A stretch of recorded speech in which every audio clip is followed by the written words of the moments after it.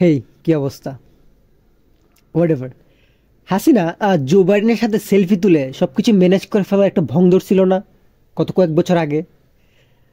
The interesting part, গতকালকে BNP media centre একটা post করছে বা বিএনপি ছড়াইছে ডোনাল্ড ট্রাম্প তাদের 3 নেতাকে হোয়াইট হাউসে ইউএসএতে ইনভাইট করছে, আমন্ত্রণ জানাইছে। ওকে, সো ফাইন, আমন্ত্রণ করতেই পারে, এখানে কোনো প্রবলেম নাই।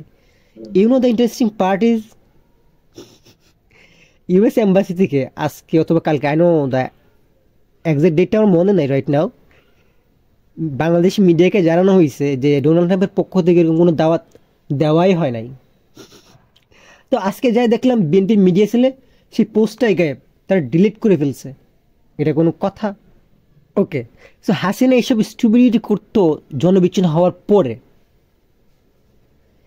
যে নেতার পিছনে জনগণ থাকে না, সেই নেতা এইসব কাজকর্ম স্টুপিডিটি করে নিজেকে মানে পাওয়ারফুল বুঝাতে চায়, তার ক্ষমতা আছে, সে নিজেকে ক্লেম করে, ফেক ক্লেম করে বুঝাতে চায়, যখন তার পিছনে আসলে জনগণ থাকে না।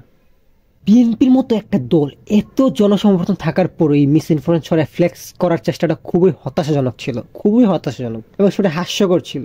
হাসিনা অন্তত 10-15 বছর পরে এইসব স্টুপিড লেম কাজকর্ম শুরু করছিল, বাট বিএনপি ক্ষমতা যাওয়ার আগেই এই মিস ইনফরমেশন গেম ব্ল্যান্ডার শুরু করে দিল। বাহ, বাহ, খুবই excellent, excellent, do it, best of luck.